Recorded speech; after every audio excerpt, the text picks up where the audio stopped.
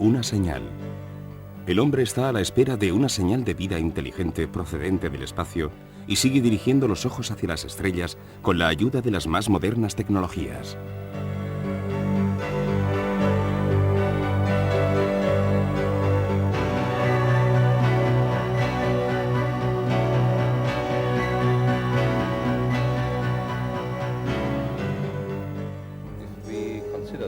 Si consideramos que la mayoría de las estrellas de la Vía Láctea tienen el doble de edad que nuestro Sol, unos 10.000 millones de años, entonces seguramente es posible suponer la existencia de civilizaciones altamente desarrolladas, civilizaciones capaces de realizar viajes interestelares.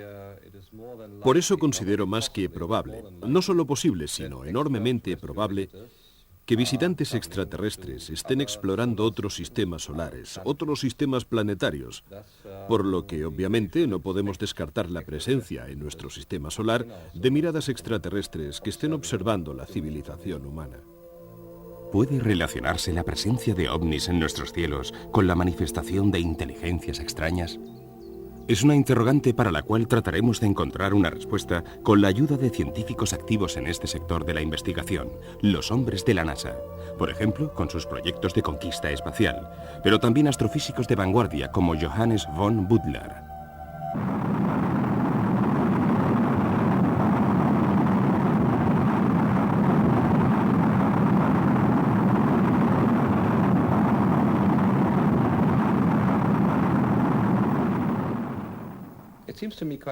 El hecho de que existan en la Vía Láctea civilizaciones humanoides en busca de otras civilizaciones humanoides me parece más que verosímil. Si no nos limitamos a la Vía Láctea como área seleccionada para viajar y nos extendemos a las civilizaciones extragalácticas, la posibilidad de entrar en contacto con civilizaciones humanoides es muy consistente. Me explicaré mejor. Consideremos a nuestros astronautas. Si los enviásemos en busca de otras formas de vida, muy probablemente acabarían por descubrir un tipo de vida semejante a la nuestra. Si un astronauta pudiera elegir entre visitar un planeta con una forma de vida vegetal, uno habitado por insectos y otro poblado por seres humanoides, estoy seguro de que elegiría el planeta donde esté presente la forma de vida humanoide.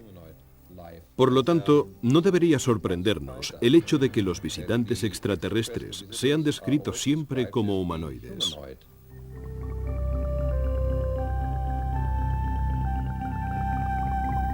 Aunque la NASA nunca lo ha reconocido oficialmente, los astronautas estadounidenses han observado, fotografiado y filmado numerosos ovnis en el transcurso de sus misiones.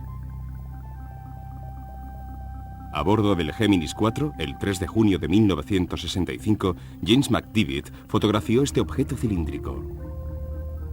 Durante la misión Géminis 7, en diciembre de 1965, Borman y Lowell señalaron el avistamiento de estos dos globos luminosos que volaban en formación. Mercury 1, 20 de febrero de 1962. John Glenn fotografía estos dos objetos luminosos. Durante la misión Géminis 11, el 13 de septiembre de 1966, Bill Conrad y Richard Gordon observaron este conglomerado de ovnis volando a escasa distancia de su nave. Durante la misión Apolo 11, el 19 de julio de 1969, Neil Armstrong y Buzz Aldrin fotografiaron primero estos dos ovnis en órbita alrededor de la Luna y los filmaron después e informaron del avistamiento al Centro Espacial Johnson de Houston, declarando que los ovnis los estaban acompañando en su viaje hacia la Luna.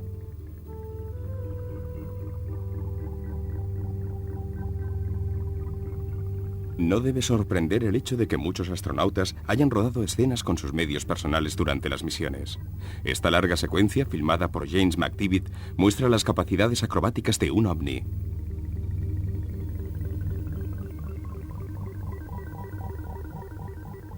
Los avistamientos se repetían con tanta frecuencia que llegaron a convertirse en un elemento habitual de las misiones espaciales. Pero, obviamente, a los astronautas nunca les ha estado permitido hablar públicamente del tema. Uno de los primeros en quebrar el silencio fue el exastronauta, astrónomo y profesor de física de la Universidad de Princeton, Brian O'Leary. Por mi propia experiencia, y según las investigaciones y los experimentos científicos, puedo afirmar que el fenómeno ovni junto con otra serie de hechos comprobados, forman parte de nuestra realidad, por muy increíbles que puedan parecer. La Luna, 21 de julio de 1969, 4 horas 57 minutos.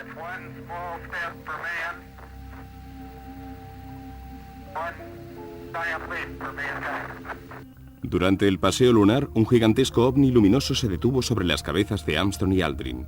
Mientras tanto, en órbita, a bordo de la astronave Águila, Collins fotografió este enorme objeto luminoso que permaneció visible durante mucho tiempo antes de desaparecer repentinamente. Este otro ovni fue fotografiado sobre el Mar de la Tranquilidad, la zona de alunizaje del módulo lunar. Y la fotografía de este objeto fusiforme con los cráteres lunares al fondo fue tomada desde la nave espacial en órbita. Todos estos sucesos eran seguidos desde Houston, pero como hemos tenido oportunidad de ver, algunas imágenes no llegaban hasta nosotros porque no superaban el filtro previo del centro de control y los informes de avistamientos de ovnis por parte de los astronautas eran automáticamente censurados. Después del alunizaje, los astronautas declararon en repetidas ocasiones que varios ovnis seguían estando presentes a cierta distancia, que podían verlos más allá del borde de los grandes cráteres de la zona donde se encontraban y que no dejaron de observarlos durante todo el transcurso de la misión.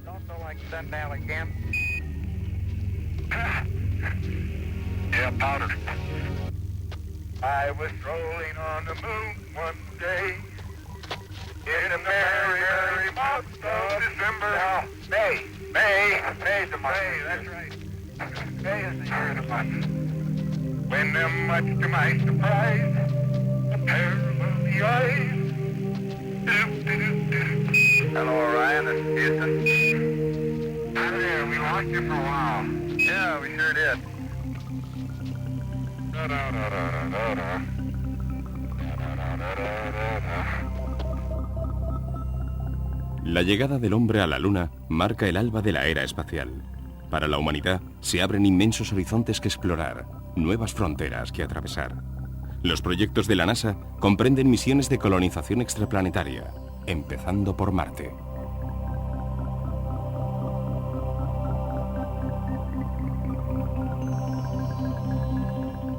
El espacio ofrece ilimitadas posibilidades de crecimiento. No es posible imponer a ninguna forma de vida la interrupción de su crecimiento.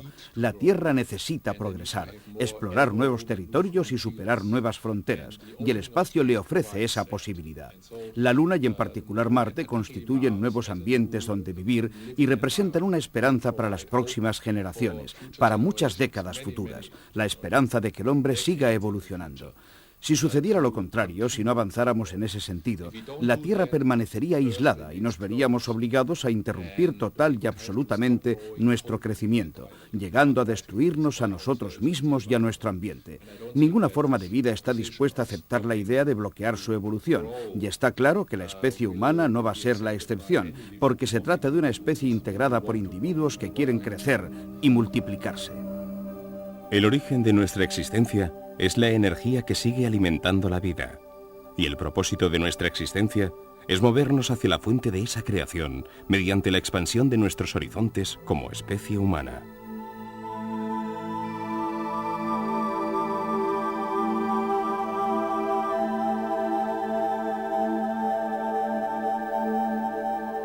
Pero no es suficiente. Existe un dualismo representado por el hecho de que para proseguir nuestro crecimiento interior debemos avanzar exteriormente. Siempre he creído, y actualmente lo creo más firmemente aún, que a cada paso que damos en el exterior le debería corresponder un paso interior en lo profundo de nuestro ser. Para nosotros no puede haber posibilidad de explorar Marte o el universo si al mismo tiempo no nos exploramos también a nosotros mismos, enriqueciendo nuestra personalidad.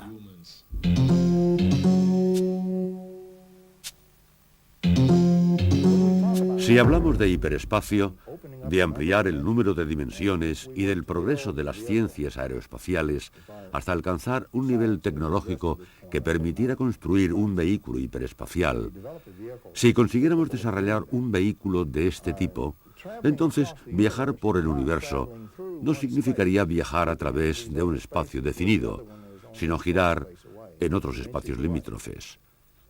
Debemos imprimir al vehículo un movimiento de torsión más que avanzar como un proyectil hacia otro espacio-tiempo. Basta simplemente girar hacia adelante y luego hacia atrás y ya lo tenemos. El control de este movimiento permite partir de aquí y llegar a la tercera y a la cuarta dimensión y más allá, para luego regresar a la nuestra, a nuestro espacio-tiempo. De esta forma, es posible saltar varias galaxias y viajar de una galaxia a otra. Otra solución podría ser la desmaterialización. La ciencia ficción siempre ha hecho referencia a esta posibilidad. Si bien en este momento puede parecernos una utopía, en el futuro podría ser posible desmaterializar un vehículo espacial, transformarlo en energía pura y proyectarlo a la velocidad de la luz hacia otro sistema solar, donde se materializaría de nuevo, se reconstruiría, permitiendo así cubrir estas enormes distancias. En el modelo hiperespacial, cuando giramos en ángulo recto perdemos una dimensión. Después de 3 giros en ángulo recto, se pierden las 3 dimensiones del espacio. De esta forma se puede lograr una desmaterialización completa. Para nuestra física, el giro en una dimensión determina la pérdida de esa dimensión y el objeto, inicialmente tridimensional, aparece como una figura luminosa sobre una superficie plana. Pensemos en los avistamientos de ovnis. Alrededor del 83% de los casos están constituidos por las llamadas luces nocturnas, que en mi opinión son los casos más interesantes, en particular aquellos en que las formas luminosas primero se materializan y después se desmaterializan en formas luminosas que finalmente desaparecen. Podemos darnos cuenta de la realidad de este fenómeno cuando lo observamos, y no solo es posible describir todo esto matemáticamente, sino que el fenómeno, en el plano aeroespacial, existe verdaderamente y es visible. En esta fotografía se ven las estrellas a través de una presunta astronave en fase de desmaterialización. Por lo tanto, en mi opinión, el fenómeno OVNI se encuadra en el concepto de desmaterialización. Entre los proyectos espaciales de la NASA figura el programa SDI, Iniciativa de Defensa Estratégica para las Guerras Estelares, iniciado durante la presidencia de Reagan en el clima de deshielo con la ex-Unión Soviética. Hasta finales de los 80, las funciones de la NASA habían estado orientadas a fines exclusivamente científicos. El verdadero objetivo a largo plazo es la construcción de una estación espacial.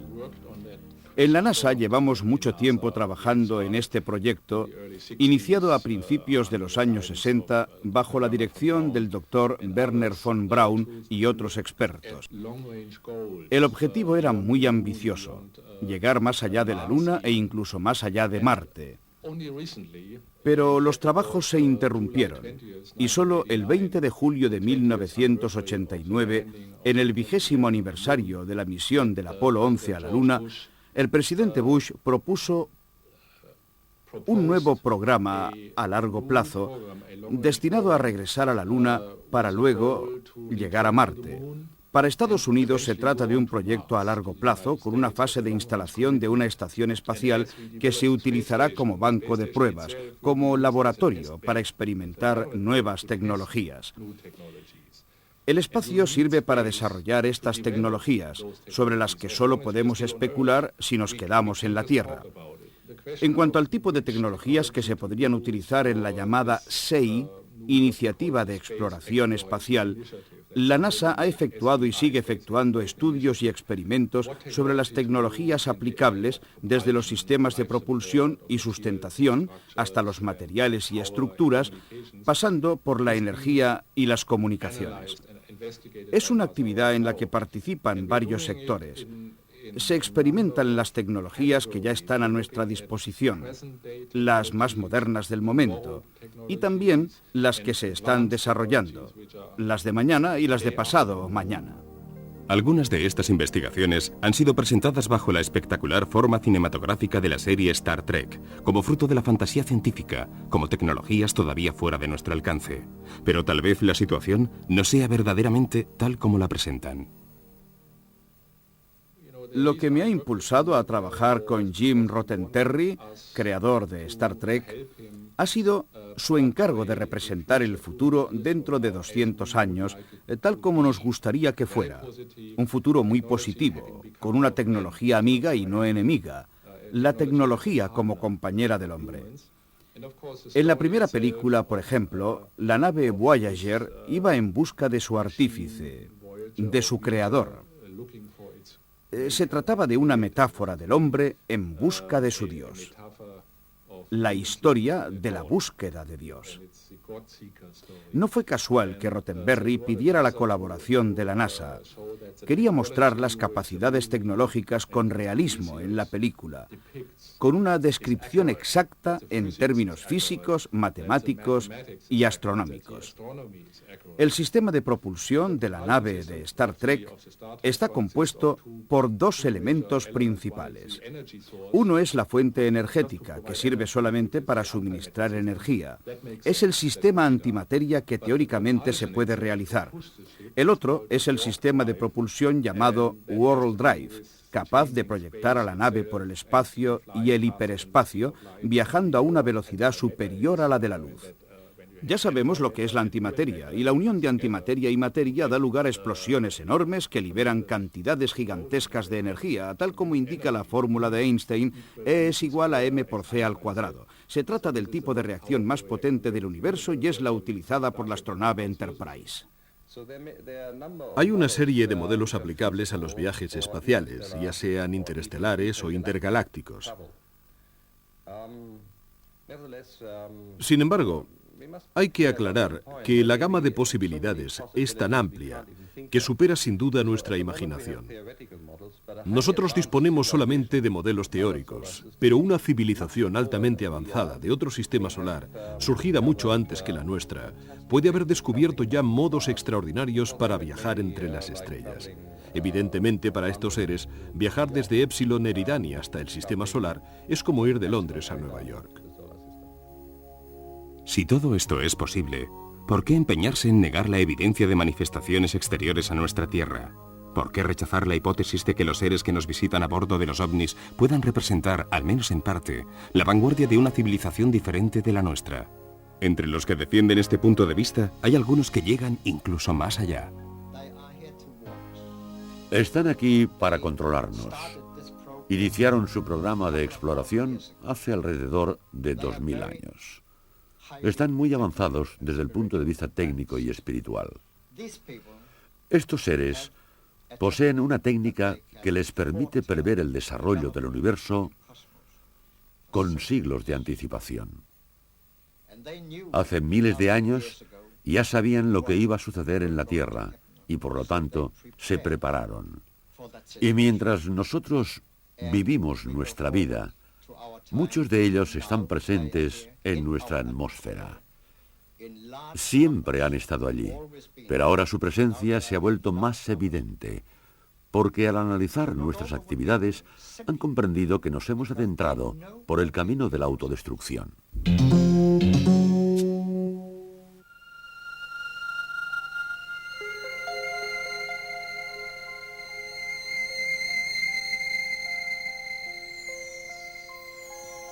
Visto desde arriba, desde la cabina del transbordador espacial, nuestro mundo todavía parece maravilloso e inmensamente favorable para la vida.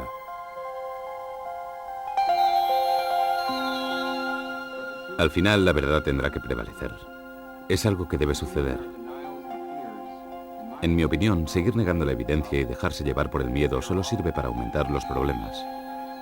Estamos todos en el mismo barco, y en un periodo de distensión de las relaciones de las dos grandes potencias mundiales, podemos decantarnos por una tecnicalización radical de nuestra política exterior, dedicando recursos ingentes a la conservación de nuestro planeta y a la apertura hacia la aldea global. Parte de esta nueva realidad tiene que ver con lo desconocido y, por tanto, con la posibilidad de entrar en contacto con visitantes extraterrestres o procedentes de otras dimensiones espaciotemporales. Debemos hacer realidad esta apertura en un clima de paz y exento de recriminaciones. Nuestro gobierno es del pueblo, está hecho por el pueblo y para el pueblo, y la gente debe participar en este proceso de conocimiento sin ocultamientos ni secretos.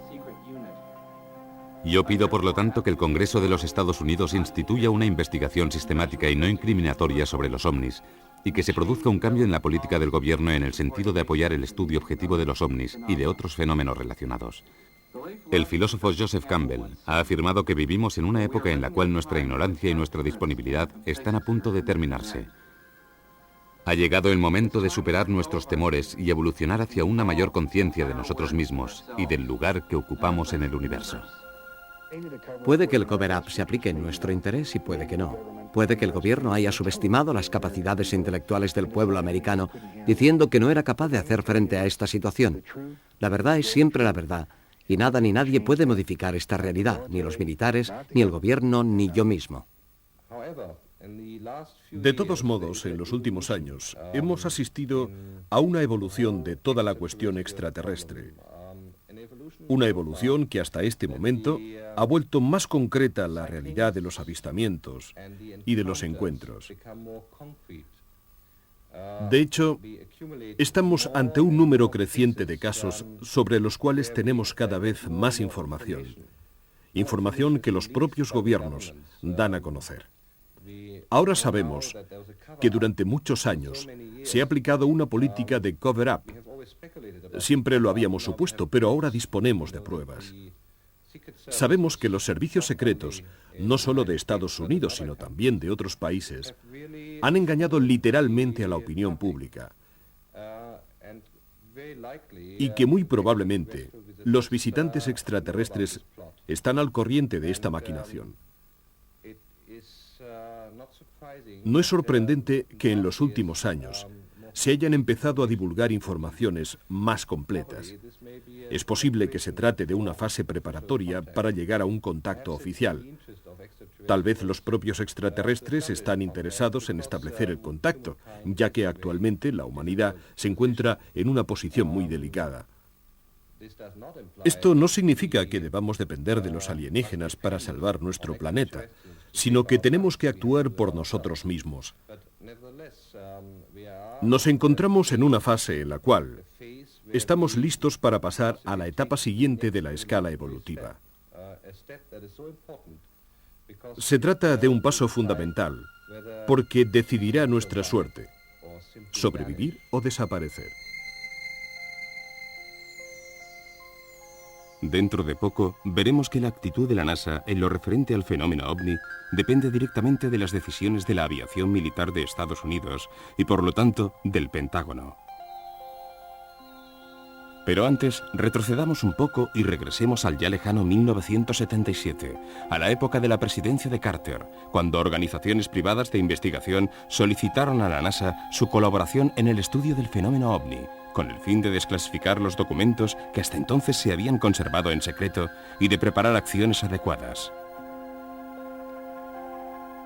La respuesta del ente espacial americano fue que el problema de los ovnis era y seguiría siendo de orden secundario, en ausencia de pruebas tangibles sustanciales.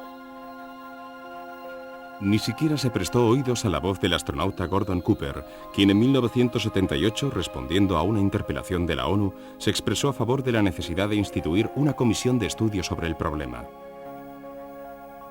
La comisión no llegó a instituirse y Cooper cargó con las consecuencias de su audacia. Desde aquel momento se le prohibió realizar declaraciones acerca de los ovnis y su trabajo en el interior de la NASA fue prácticamente bloqueado. Pero mientras tanto, la NASA había obtenido nuevas pruebas realmente sensacionales. Pruebas que en lo referente a Marte habían sido preventivamente ocultadas y que solo gracias a los investigadores Molenar y Di Pietro del Mars Research Center de Glendale pudieron darse a conocer en 1979. El material databa de 3 años antes, cuando las sondas Viking, en órbita en torno al planeta rojo, habían enviado imágenes inequívocas de la presencia en la región marciana de Cidonia de estructuras de apariencia demasiado simétrica para haber sido causadas por fenómenos puramente naturales, como enseguida declaró oficialmente la NASA. Se trataba de las estructuras conocidas actualmente como la Esfinge y las pirámides de Marte. En Marte hay estructuras muy misteriosas, entre ellas pirámides y sobre todo un rostro humano muy grande que parece mirar hacia el cielo de Marte. Como resultado de las prospecciones realizadas por las sondas Viking, sabemos que Marte poseía en el pasado una composición física diferente. Tenemos todas las pruebas para confirmarlo. Pero además están las pirámides. No hay la más remota posibilidad de que puedan ser estructuras naturales. Estoy absolutamente convencido de que estas estructuras son artificiales. Cuando se habla de viajar a la Luna o a Marte, no hay que interpretar erróneamente este concepto como un simple vuelo, por medio del cual un grupo de personas abandonan su casa porque ya no les gusta el sitio donde viven. No, nada de eso. Se trata en realidad de un retorno a la Tierra que debería verificarse en la práctica como un proceso de integración. ¿Sabe por qué tenemos que explorar los planetas? Para salvar la Tierra. Estudiaremos las condiciones de Marte y de otros planetas y la comparación nos permitirá obtener información muy valiosa sobre la Tierra. Aplicando y experimentando la planetología comparada, podremos aprender cosas nuevas sobre nosotros mismos, sobre la Tierra. Tenemos que comprender que la planetología, el estudio de los planetas y las misiones a Marte y a otros planetas son cosas de las que no debe ocuparse nadie aparte de nosotros mismos. Forman parte de un programa global de visión de un universo en el que todo está relacionado desde el comienzo hasta el final. Veamos ahora otra secuencia de películas de la NASA. Estas imágenes fueron captadas por el astronauta James McDivitt en el transcurso de la misión Géminis 4 el día antes de fotografiar el objeto cilíndrico en órbita terrestre que hemos visto al principio de este documento. En una película rodada desde el Apolo 12, un objeto ignoto pasa a gran velocidad sobre la superficie lunar. Su movimiento resulta más claro cuando lo observamos ampliado y en cámara lenta. Aquí, un platillo volante de dimensiones aparentemente enormes y provisto de cúpula evoluciona sobre la Luna. Y en estos otros fotogramas, dos objetos no identificados aparecen posados sobre la superficie lunar. Imágenes increíbles. El no comment de la NASA en este sentido no puede ser suficiente.